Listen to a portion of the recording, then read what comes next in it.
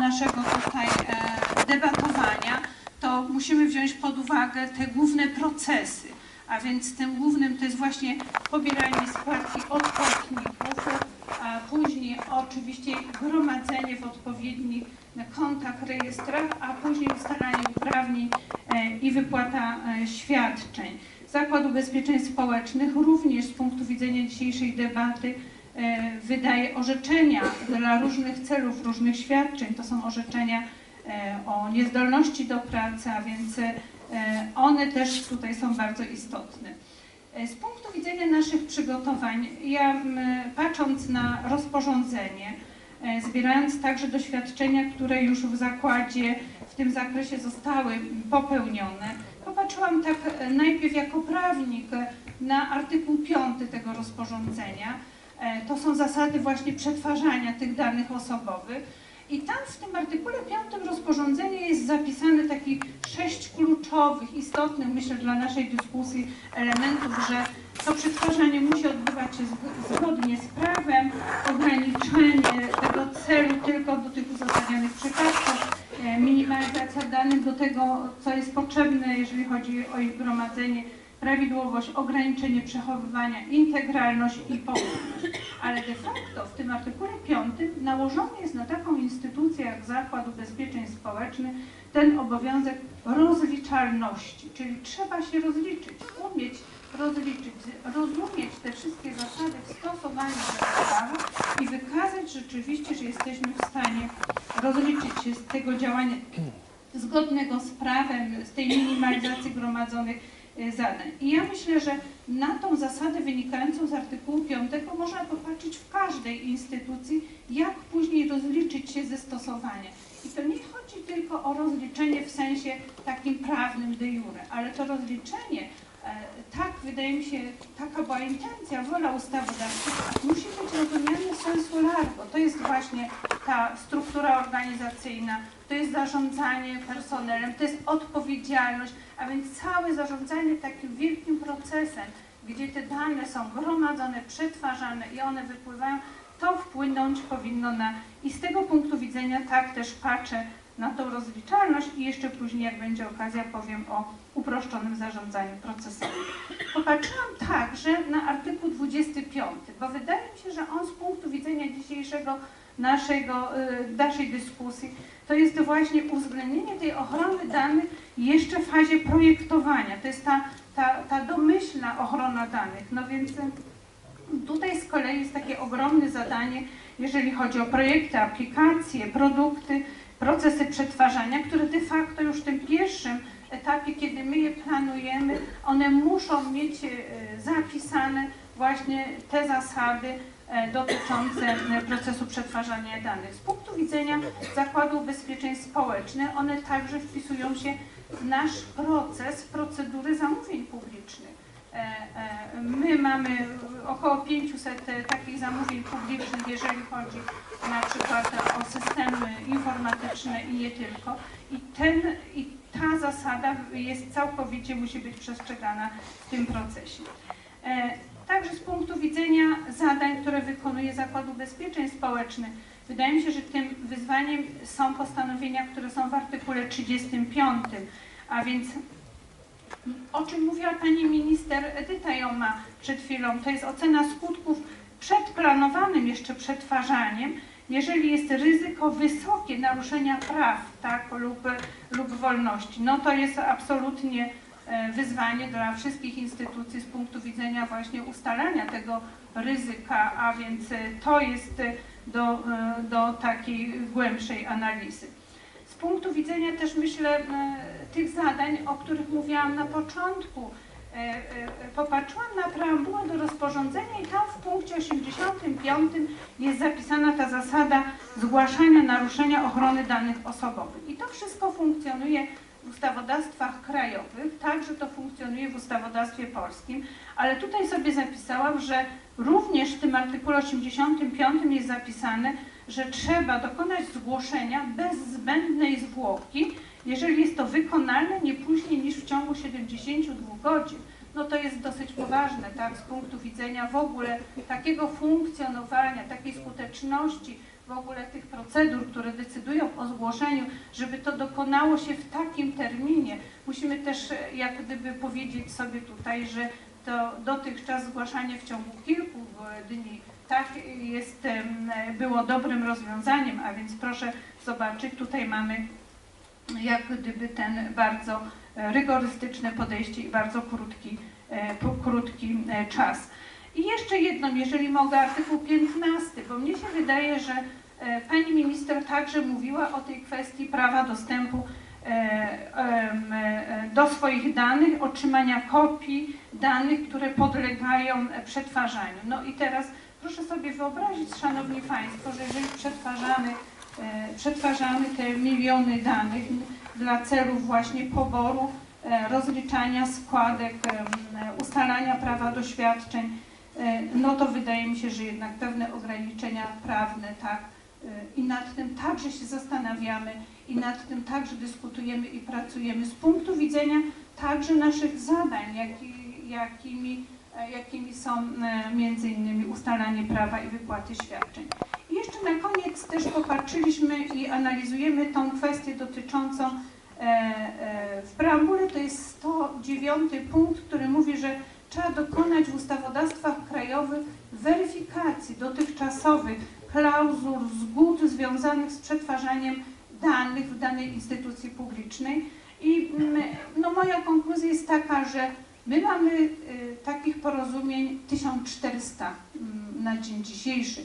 W tych porozumieniach my mamy w tej części końcowej również zasady przetwarzania tych danych. I myślę, że z punktu widzenia też tych wartości takich aksjologicznych rozporządzenia, my po prostu musimy przeanalizować i uznać, czy one są wystarczające. Nie widać takiego obowiązku, że należałoby renegocjować, na nowo zawierać. Myślę, że z takiego prawnego punktu widzenia to podejście byłoby takie wystarczające. Dziękuję. Dziękujemy Pani Profesor za przedstawienie tej długiej listy wyzwań, przed jakimi stoimy. Z tej perspektywy wydaje mi się, że kluczowe będzie tak naprawdę nie wymyślanie koła na nowo, tylko bardzo często czerpanie z istniejących doświadczeń. I w kontekście chociażby naruszeń, o których Pan mówi, pamiętać, że jeden sektor telekomunikacyjny, jeden sektor w Polsce, mianowicie sektor telekomunikacyjny, już teraz jest zobowiązany do zgłaszania naruszeń i to w przeciągu 24 godzin od daty wykrycia i działa to dość sprawnie, więc wydaje mi się, że doświadczenia akurat tego sektora mogą być kluczowe. Okay, but now let's give the floor to the private sector, because whenever I have the opportunity to speak at the conference of, for instance, compliance officers, GDPR seems to be a thriller for them. So, because it's very, very new and presents some new regulations, but I decided to think that data protection was not new. We are celebrating the 20th anniversary of data protection law in Poland. But for sure GDPR brings many new instruments, legal instruments, and completely new approach. Professor Uścińska has just mentioned about accountability rule, but also the risk-based approach presented in GDPR is a great challenge for our entrepreneurs, because the entrepreneurs will be now more responsible than now to properly protect the data, especially when they use a new technology like big data. So how to challenge all these new rules and how to prepare business for GDPR. So it will be the topic of Piotr Mechliński intervention, please. Yes, thank you for the question. As you rightly said at the beginning, we today have less than 365 days to be fully compliant with GDPR. And frankly speaking, I see a lot of discussion on the great conferences like this one, but not so many holistic projects performed by customers. And I'm just wondering why is that, and maybe this is, maybe I will be a bit controversial, but I believe that compliance projects are just so boring. So for companies, especially for those over-regulated like banks. And if I talk to customers in the financial sector, they said that they often cannot find financing for innovative, creative projects because regulatory changes cost so much. Second thing, I think it might be inconvenient truth, which are sometimes revealed through personal discussion, that IT landscape in most of large companies is still a kind of mess. So sometimes if my interlocutor is quite frank, is saying that GDPR is so complex that they are trying to implement it in minimal way, in minimal scope. I even hear it from large international corporations. So at IBM we try to find a different path to make this project not only more sexy and fun, which is not the only goal, but try to let's say combine the compliance part with the which is GDPR in this way with the business benefits. And maybe I will spend like 2 minutes talking about this, because GDPR, as we all know, is about data governance, about process automation, about security, and in the data space there is, I believe, a lot of understanding how to secure and process structured data.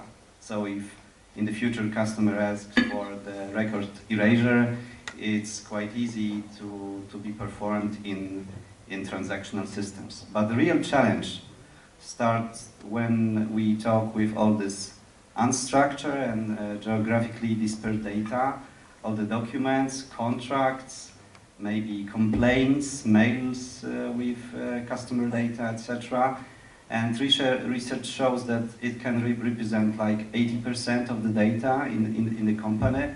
This might be a definition of big data as we defining it.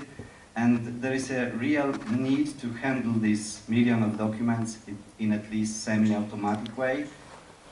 And I would like to stress that I really do not see almost any project in this area of unstructured data. We put some emphasis on structured data, but unstructured very few. So we believe there are at least two very simple business opportunities that can be combined with the unstructured data. So first one is very simple. We conducted the research with our largest customers, and it proved that organizations retains far too much of the data we call rot. It's like 70%. It's redundant, obsolete, or trivial. So redundant means that they are duplicated so many times, obsolete, that they are outdated, or trivial, that do not represent any business value right now. So our recommendation will be, if you are implementing GDPR in your organization, just try to get rid of this obsolete or rot data in semi-automatic way, because it can lower your storage costs, it can lower your access time to information, it can lower probability of the data breach. It may seem silly at first when you hear it, but it's a real problem that we are having so many unstructured data organizations, and we even haven't touched them yet. Second opportunity is also connected with unstructured data, so they can reveal a real, let's say, treasures that are hidden there in unstructured data. So apart from the data governance of the GDPR, you should just look for the hints, for the value in this data to enrich your predictive models. If Yodo will support this from legal point of view, and some customers does it, so they are trying to uncover links between entities, between people, obtain new data, and reach predictive models. So this is just to make this project maybe even profitable, not only cost factor. Second part of the GDPR is the process automation, and we also try to discuss with customers that they should use the same tools, the same set of processes also in other areas like process robotization and something like that. And third part is security, and it also can be not only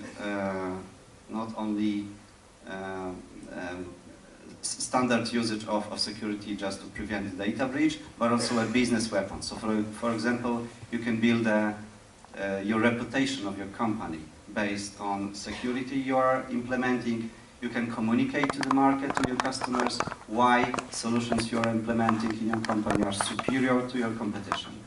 So I could spend a lot more, but I know that we don't have many time to do so. For me, just the last sentence, GDPR is like mother-in-law visiting your house. She will come, you have to clean up the house, and you have the choice. You can do it for her or for your own. And we are just advising to do also some cleaning for the benefit of the customers. Okay, thank you. Great for this. Thank you for this advice. As you mentioned at the beginning of your intervention, it would be problematic. It would be problematic for the majority of companies to fulfill GDPR requirements only in a minimum way. So I believe this period of time, this 1 year which we have till the application of GDPR is of the great importance. And fortunately, data controllers are not left completely alone while implementing GDPR, because we can find in this regulation some legal instruments which can help to demonstrate compliance, like code of conduct, like certification, like data protection impact assessment tools. So this 1 year, which is left for GDPR to be applicable, I believe it's the right time to recognize all these instruments and build some best practices throughout entrepreneurs just to properly prepare for the GDPR and implement it. So, and a quite interesting experience in that field has our next speaker, Mr. Ireneusz Biecuw. So the floor is yours, please. Thank you very much. I mean, let me first remind you what Mr. Petrelli said. GDPR is innovative piece of legislation, and you guys probably know what goes with the innovation. Disruption. I think we may actually observe quite a few distractions after this law is fully implemented in 1 year time, considering that fine may reach $20 million. That always, of Europe, that's always nice to keep in memory. Now, clearly there are ways you may mitigate that risk. You may clean the house, as Piotr said. And the law which we've got is something which provides that possibilities and enable us to use some mitigation measures in advance. One of those is not really new. We are talking about the code of conduct. That's already existing tool, although it's a little bit triggered in the new legislation. And the other is a certification. Personally, I had the pleasure to sign in December this year with the General Data Protection Officer in Poland, me representing the Chamber of ICT, an agreement that should actually result in such a code for ICT companies. And as we speak, there are at least few groups already working on it, like insurance companies, the banking companies, in order to have such a code to be established.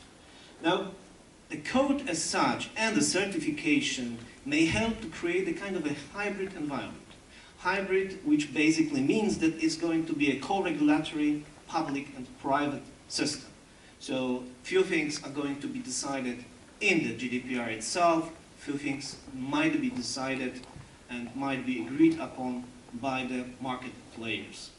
And so, of course, it is not so easy, and this is only a mitigation measure. It's not that following the code it will give you 100% a guarantee there's not going to be any infringement case and you are not going to be then fined, but it mitigates effectively that possibility.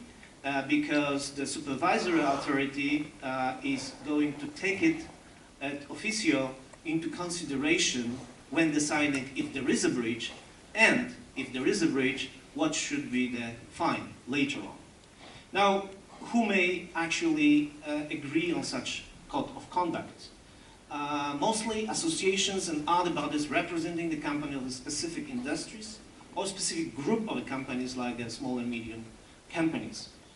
And of course, when doing that, they should consider not only the position of their stakeholders, but also the position of data subjects. Such code is subsequently approved by the supervisory authority and coming into force.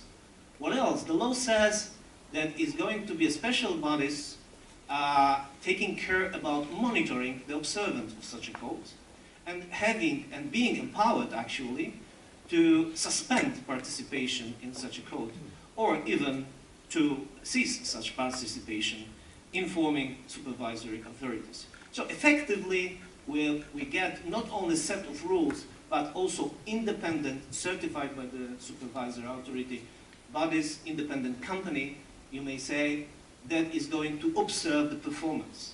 What is good is just not a set of rules, it's the unique opportunity to exchange best practices and also to convince supervisory authorities that these are best practices. These are the ways, the processes that should apply to specific industries, to specific group of clients. The other institution is completely new, is a certification. This is a similar tool which gives a little bit different type of, well, the same type of protection. It's the same way the supervisory authorities need to take this into consideration that you have such a certification. This is also going to be assigned by the independent certification body, which is going to be accredited by the supervisory authorities. But it is more like a kind of a stamp or a mark you will get for the certain products or processes which will perform data processing.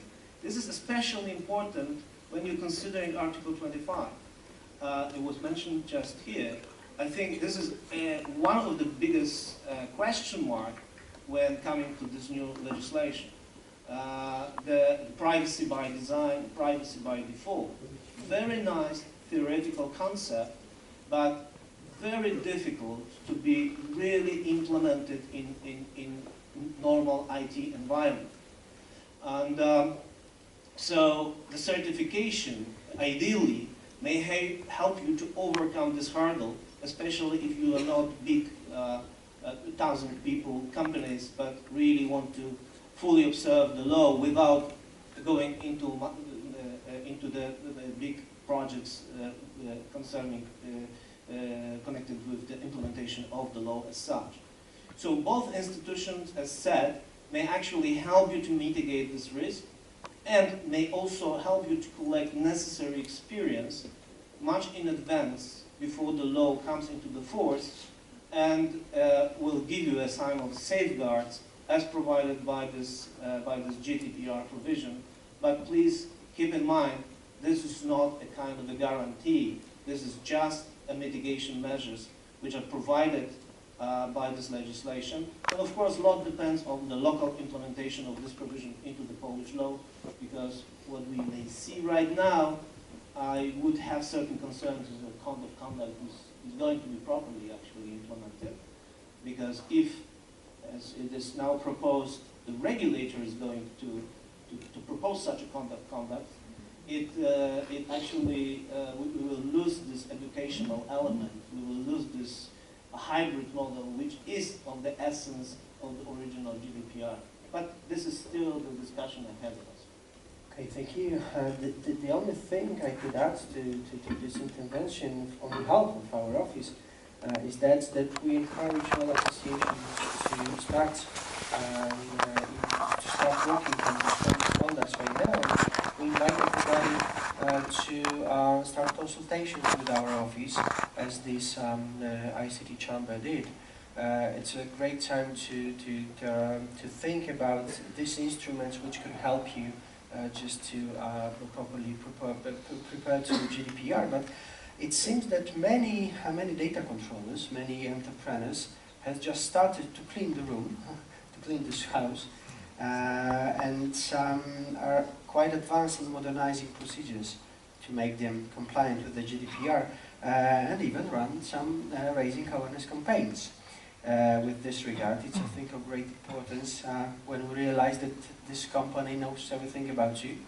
So Kuba, if you could share with us your experience and best practices in implementing GDPR rules in Facebook. Thank you. Right, thank you very much.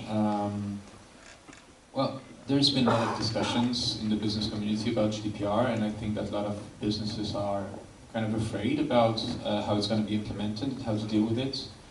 I must say with Facebook, we approached the GDPR as a big opportunity. First of all, because today we rule all that is related to data based on a directive from 95, where the internet did not exist, where Mark Zuckerberg was a little boy, so kind of not really in line with the reality in which we live today. We also see it as an opportunity because we do have to find this right balance between the proper protection of users, but also the development of this whole new business that is ahead of us. When I was joining these kind of conferences a few years ago, it was all about the digital economy. Now more and more we talk about the data-driven economy, and this is really something very concrete. I mean, thanks to our tools and thanks to the way we shape data, we now can have a real democratization of marketing. We now can have, I don't know, restaurants in Warsaw that can really target their potential clients, or on the other hand, we can have shops in Warsaw that have their market not only being the city, but they can sell their stuff in New York, in Berlin, or wherever. And this is done because of the way they can target their clients, of the way they can, of the way we kind of shape the data we have. We also see it as an opportunity because, I mean, at the core of our business is really the trust of our users. Today we lose the trust of our users, they leave the platform, we lose our business. So it is in our genuine interest to have proper, future-proof, and also kind of business-driven regulations that will allow us to develop our business. And it will not happen without the users having the true feeling that their data are dealt with in a proper way. Now, how to do it? From our perspective, I guess really there are some key points.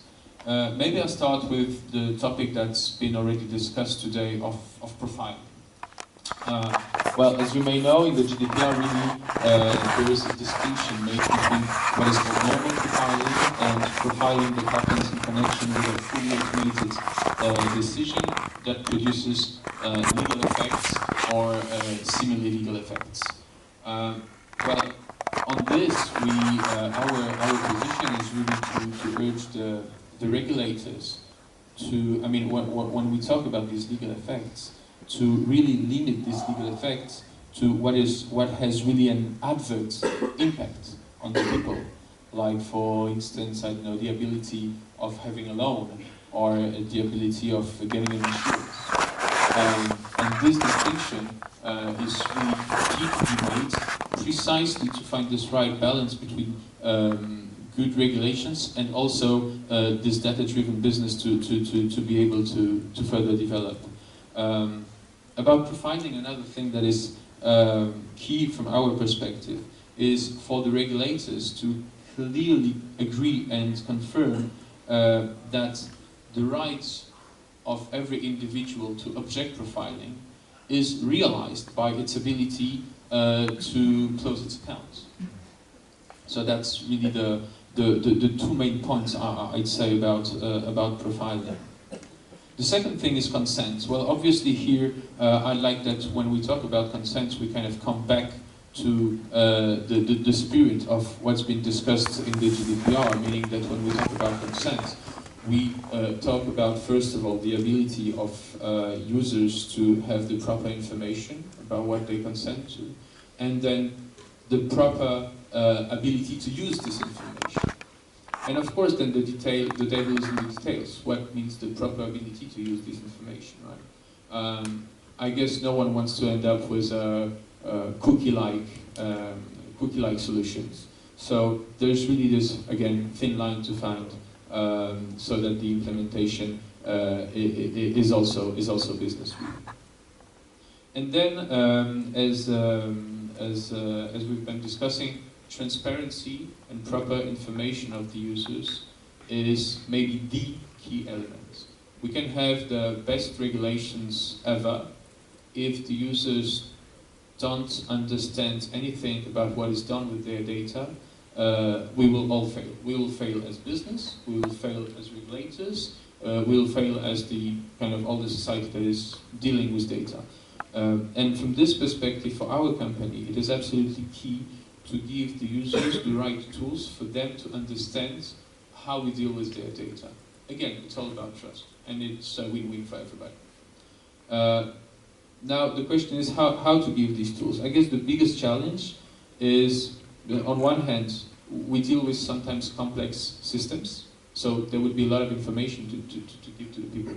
But on the other hand, average people don't have the time, they don't want to really spend days and days on reading all the things. So we are constantly enhancing our tools and our system and our platforms to provide the users with all sorts of information in different level of details, so that they are the best way informed about how their data are processed.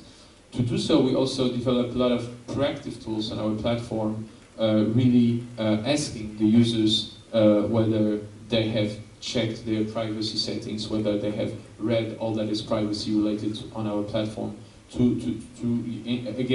encourage them to do so. But we also, to the extent possible, try to go beyond the platform and develop on the local level all sorts of programs where we precisely raise awareness about how it is important. This morning I was at a conference. I had in front of me 500 young Polish people. It was also live broadcasted in a few thousands of schools, and this is precisely what I was talking about. Guys, the privacy, privacy is your problem. This is your data. You have to look at the tools, you have to look at the settings so that you're properly protected. Okay, thank you. Kuba, while addressing Facebook approach to processing of data, you just mentioned that data protection is not only about complying just legal requirements, but also a way to build trust of your customers. And I want to address one simple question to Jan in that field, because bearing in mind all painful consequences of improper approach to data protection, of all the data leaks, isn't like the data protection is not only about legal compliance, but could it be also an element of building some competitive advantage? Actually, I think that was already explained by Kuba very, very well when he said that the trust of the clients is basically the core business. And then you may actually observe a continuous change in that approach. I remember Scott McNealy, there was a famous CEO of Sun. I'm not quite sure how many of you still remember that company, but it was absolutely icon of the internet era. And it was 20 years ago, he said, we can get rid of privacy. I mean, forget about the privacy, it's not going to happen. Over the last 20 years, we've just learned that we should not only comply with that, but we may use it effectively for the purpose of marketing our services and to create a competitive advantage. The new companies of today's world, the platform business, is based on the customer trust. If there's no trust, these companies might be disrupted very, very quickly. And if you look at the data, this data also shows and proves that the perception of clients is constantly changing. When we had the pleasure of discussing that on our last conference, I flipped through a few researches and for example, Deloitte research 2 years ago already showed that 80% of the clients will buy the products delivered by the companies that really take care about the data privacy.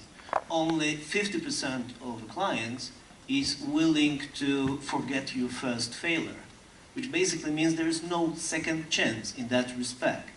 And then if you see newspapers and you see all these news about the leakage of data and what happens then with the companies, then of course it is absolutely clear that there is no way to make a failure in terms of observing data privacy. Let me remind you, Yahoo, last year they've announced 2 serious breaches which happened, by the way, 2013, 2014. 1 billion records have been compromised, and no one, but no one, have been informed about that. Well, Yahoo is a history, and we all know that. It's not just because of that reason, but I believe that reason was also a very important element of the final failure. Okay, thanks. So having this comprehensive approach to data protection, I believe one of the main puzzles to be compliant is the experts, the person who will be responsible for all data protection duties. I jeżeli mogę już po polsku, w tym kontekście chciałbym zapytać Panią Profesor. Wiem, że w Zakładzie Ubezpieczeń Społecznych został powołany administrator bezpieczeństwa informacji. Państwo, jak rozumiem, byli przekonani, że to będzie ta osoba, która pomoże Państwu jako instytucji i Pani jako administratorowi danych osobowych we właściwym przygotowaniu procedur. I wydaje mi się, że w kontekście ochrony danych osobowych po okresie stosowania RODO rola tego inspektora ochrony danych, bo tak się będzie nazywał, będzie jeszcze większa. Więc pytanie mam rzeczywiście, czy Pani, jak z Pani perspektywy dostrzega Pani rolę takiego dedykowanego eksperta w organizacji, który zajmuje się ochroną danych? Dzisiaj na podstawie naszego polskiego prawa to taka instytucja jak ABI funkcjonuje i ona funkcjonowała także przy różnych przekształceniach jeszcze w trakcie, kiedy pewno myślano o tym, żeby takie rozporządzenie unijne o ochronie danych osobowych wprowadzić. Ja uważam, że jeżeli chodzi o instytucje, które w ogóle mają do czynienia w związku ze swoją działalnością z danymi osobowymi, które pobierają, przetwarzają, udostępniają, to taka osoba, która pełni funkcję administratora bezpieczeństwa informacji, jest po prostu niezbędna.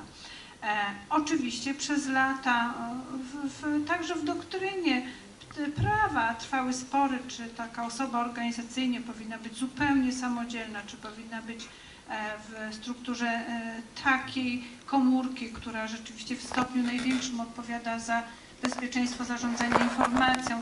I tutaj mamy różne modele, które stosuje się w polskich instytucjach publicznych. W przypadku Zakładu Ubezpieczeń Społecznych dotychczas był to Departament Audytu, teraz Departament Zarządzania Bezpieczeństwem Informacji i tam jest w tej strukturze umocowany ABI, ale z punktu widzenia takiego rozumienia literalnego, ale także celowościowego artykułu 37, 8, 9 rozporządzenia, ja w zasadzie już podjęłam decyzję, że w tym okresie przygotowania do stosowania rozporządzenia powinna to być instytucja inspektora ochrony danych, osoba, która jednak nie będzie w tej hierarchii podporządkowana pod władztwo dyrektora, nawet departamentu, który odpowiada za zarządzanie bezpieczeństwem informacji, ale de facto powinna to być osoba całkowicie niezależna i w takim hierarchicznym ujęciu absolutnie podległa bezpośrednio osobie, która administruje, odpowiada za tą organizację. Zakres zadań, i też zakres tej niezależności jest tak duży, że dzisiaj trudno by sobie było wyobrazić, żeby można było wprowadzić jeszcze jakąś hierarchiczność dla takiego inspektora ochrony danych osobowych. Ale ja chciałam się jeszcze podzielić taką uwagą, że kiedy de facto patrzę na takie duże organizacje i kiedy przeprowadzamy procesy restrukturyzacji, zmian organizacyjnych, to także, nawet jeżeli nie jest to tym celem nadrzędnym i upraszczamy, chcemy uzyskać efekt uproszczonej organizacji, chcemy uzyskać efekt jasnej odpowiedzialności, tak, za zadania, w tym także za zadania związane z ochroną danych osobowych, to także działamy zgodnie z celem, który tutaj jest wpisany w wielu punktach rozporządzenia, zwłaszcza w preambule, a więc z jednej strony te procesy, które właśnie w sposób jasny określają zakres działań i odpowiedzialności, a z drugiej strony ta instytucja tej niezależnej osoby, tego inspektora, wydaje mi się, są bardzo kluczowe z punktu widzenia rzeczywiście takiego właściwego stosowania tego rozporządzenia. Okay, bardzo dziękuję Pani Profesor za tę deklarację dotyczącą gwarancji niezależności inspektora ochrony danych, bo to jest kluczowy element tak naprawdę efektywności sprawowania takiej funkcji. Okay, but since we are the Future Tech Congress, let's now focus on some technical aspects of big data, because big data very often benefits from interplay with other technological developments such as cloud computing. So I would like to ask IBM representatives about Piotr, about your thoughts with regards to opportunities that can be reached by using clouds in big data, but on the other side, what threats could you point out towards towards privacy, and what threats shall be considered while using this cloud computing mechanism? So maybe let me answer that in the context of GDPR, because as we may repeat, it's 1 year to be fully compliant. So, and we have some legal constraints, especially if we're talking about personal data and the cloud. So, general recommendation would be, especially in this kind of projects, to use a cloud as a rather test and development environment, the way to speed up your projects, because there is really not so much time to implement it, to play with new solutions. Maybe some parts of the GDPR solution in a company might be already implemented in the cloud. I guess it might be case management, so all the requests from the customers maybe. It can be done today. Of course, the cloud is ultimate place for all the technologies, or almost all the technologies in the future. So we see that the most proper way to deal with it, to tackle this challenge, will be to build a hybrid cloud strategy in a company, meaning that you might now implement some solutions on-premise, but having in mind that they will migrate to the cloud in the future. For example, some IBM products like IBM Watson, our cognitive platform, is mainly available in the cloud. So the solutions like machine learning, like cognitive technologies, artificial intelligence will be available in the cloud. The Facebook is of course the great example. You cannot have it on-premise yet, and I guess there are no plans to do so. And regarding the threats, there are of course many concerns, but we can always, let's say, raise the question: how secure are your data in your data center, in your company? Are they secured better than the international cloud providers? And in Poland we have interesting situation because, for example, Kyoto or KNF are trying to discuss the details of the cloud usage for the companies. But for example, Unified Control File, JPK, is currently transferred from the companies through the public cloud. So it's very, very sensitive data, financial data, strategic financial data of the country. They are currently transferred through the public data then to the Ministry of Finance. So it's happening right now. Maybe it's a good example because there are no data breach, it's secure, so it might be performed that way. Maybe this can also open the doors for other projects and also for the banks or other highly regulated institutions which are currently practically very far from cloud implementations. Maybe some email platforms reside there. Okay, thanks. So when it comes to cloud computing, it seems that this is a mechanism where data subjects cannot even know where the data just fly. So I think it's an issue of great importance to get them informed about all the things you do with the data. So this performing the duty, the data controller duty, information duty is very important, especially when it comes to kids, because GDPR puts a special attention on kids and the way how we process the personal data of kids.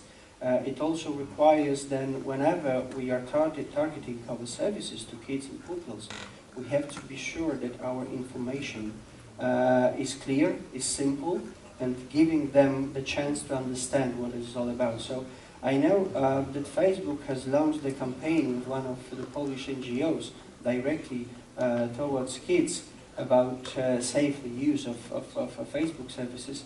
Could you just provide us with some information about this? Yeah, so indeed, safety of our users is one of our biggest challenges. We want our users to feel well on our platform, and they will not feel well if they don't feel safe.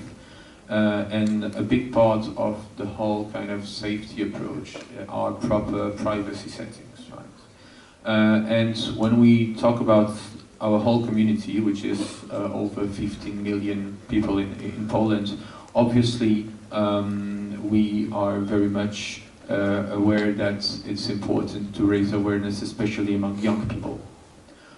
This said, you were talking about kids, so I'd like to emphasize on the fact that Facebook is not allowed under the age of 13. And without the consent? Exactly, yes. Without the consent of parents, absolutely. And this is maybe a very good example of how we can fail in a good way of implementing the GDPR. I mean, implementing the GDPR must be done in a way it will be really realized. It will be feasible to realize. And we do have this debate whether this part of the GDPR that is left for the states to decide whether young people can access online services, such as Facebook, for instance, starting at 13 or starting at 16. Well, I'm not going to develop on all the kind of academic studies that confirm that 13 is the right age. I'm not going to develop on the fact that it's kind of not legitimate to ban all young people from the internet. But most importantly, for all the, I mean, it's just not feasible and implementable to go to 16. I mean, already now we do have, we know that a lot of people use Facebook not being 13. We strongly oppose it, but that's the reality. That's where there is also a responsibility of the parents, right? But so going to 16 would create a regulatory framework that would be even less in line with the reality, really, and even less implementable. And then there is indeed the parents' responsibility, and this is where we also develop a lot of campaigns for the parents, for the teenagers.